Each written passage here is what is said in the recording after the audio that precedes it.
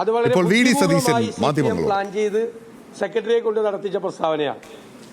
ഇന്നിപ്പോ അതിൽ നിന്ന് മലക്കം മറിയാൻ നടത്തുന്ന ശ്രമത്തിനിടയിൽ ശ്രീ ഗോവിന്ദനും നിലമ്പൂരിലെ LDF സ്ഥാനാർത്ഥിയും പറഞ്ഞത് അത് ശരിയാണ്, അത് അടിയന്തരാവസ്ഥ കാലത്ത് മാത്രമായിട്ടുണ്ടായ ഒരു കൂട്ടുകെട്ടാണ്. അടിയന്തരാവസ്ഥ കാലത്ത് മാത്രം ജനതാ പാർട്ടിയുമായി ഉണ്ടാക്കിയ കൂട്ടുകെട്ടാണ്, ജനസംഘവുമായിട്ട് പോലും അല്ല. ജനതാ പാർട്ടിയിൽ ജനസംഘം ലയിച്ചിരുന്നു.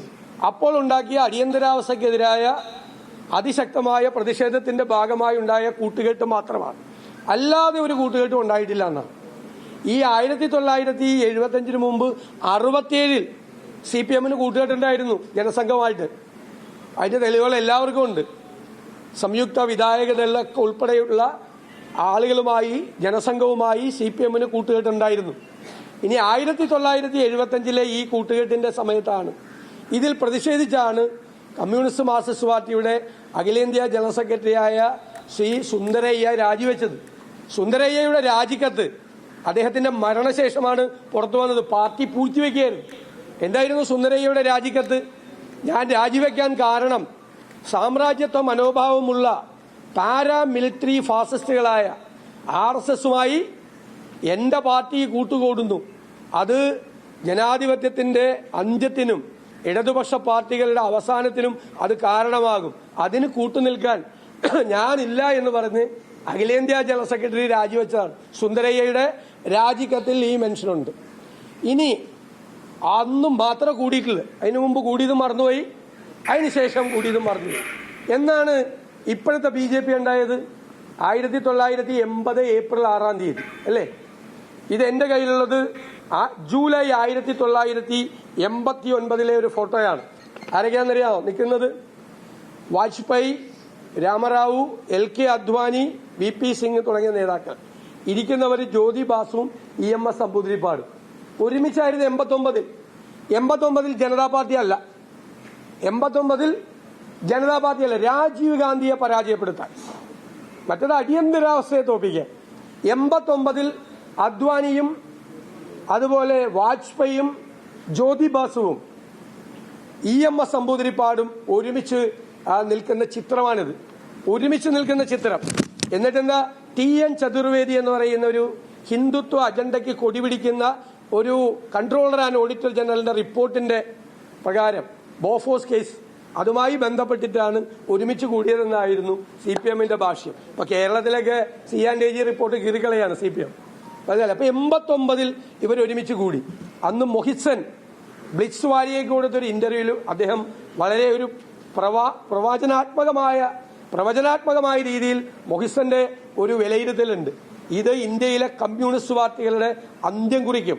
നിങ്ങൾ ഈ സാമ്രാജ്യത്വ വർഗീയ ശക്തികളുമായി കൂട്ടുകൂടി രാജീവ് ഗാന്ധിയെയും കോൺഗ്രസിനെയും നിങ്ങൾ പരാജയപ്പെടുത്തിയാൽ ഇത് ഇന്ത്യയിലെ കമ്മ്യൂണിസ്റ്റ് പാർട്ടിയുടെ അന്ത്യം കുറിക്കുന്ന നടപടിയായിരിക്കും എന്ന് 89 മൊഹിസൻ ബ്ലിറ്റ്സ് വാരിയയ്ക്ക് എഴുതിയിട്ടുണ്ട്. പ്രവചനാത്മകമായിരുന്നു. പിന്നീട് തളർന്നു വീണിട്ട് 2 കാലിൽ എണീറ്റ് നിൽക്കാൻ ഇന്ത്യയിലെ 2 കമ്മ്യൂണിസ്റ്റ് പാർട്ടികൾക്കും പിന്നെ കഴിഞ്ഞിട്ടില്ല. ഇന്ത്യയിൽ ബംഗാളിൽ 33 വർഷം ഭരിച്ച ബംഗാളിൽ വരെ തകർന്നു തരിപ്പണമായി പോയി. ഇതാണ് സ്ഥിതി. 2015 CK ചന്ദ്രപ്പൻ മെയിൻ സ്ട്രീം വാരിയയ്ക്ക് മരിക്കുന്നതിന് മുമ്പ് ഒരു ഇന്റർവ്യൂ കൊടുത്തു. എന്നിട്ട് അദ്ദേഹം പറഞ്ഞു, CPM is going to sink. CPI will also sink along with CPM.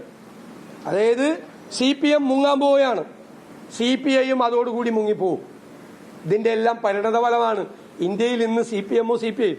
അതായത് കോൺഗ്രസ് വിരോധം, ഏത് ചെകുത്താനുമായും കൂട്ടുകൂടിയും കോൺഗ്രസിനെ പരാജയപ്പെടുത്തണമെന്നുള്ള കോൺഗ്രസ് വിരുദ്ധതയുടെ ഭാഗമായി ഇഷ്ടമുള്ള സമയത്ത് 67-ലും 75-ലും 89-ലും ഇപ്പോഴും CPM BJP-യുമായും RSSുമായും കൂട്ടുകൂടുക.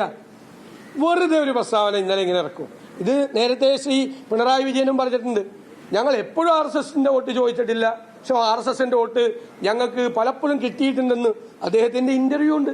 അദ്ദേഹത്തിന്റെ ഇന്റർവ്യൂ പിണറായി വിജയന്റെ പല സമയത്തും ഞങ്ങൾ കിട്ടിയിട്ടുണ്ട്, എപ്പോഴും ഞങ്ങൾ വേണമെന്ന് പറഞ്ഞിട്ടില്ല, ചില സമയത്തെല്ലാം കിട്ടിയിട്ടുണ്ട്.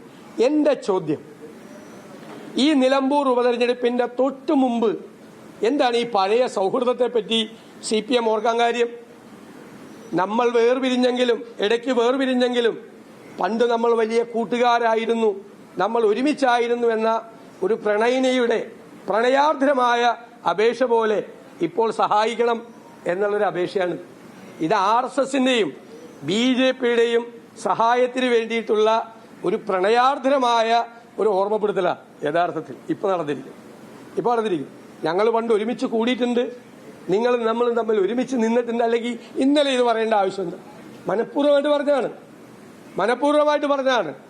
അവിടെ ഇവരെല്ലാം, ഇവരുടെ ഈ കൂട്ടുകെട്ടിനെ എല്ലാവരെയും ഞങ്ങൾ പരാജയപ്പെടുത്തും. ഒരു സംശയം അക്കാര്യത്തിൽ വേണ്ട, ഒരു സംശയം വേണ്ട കാര്യത്തിൽ.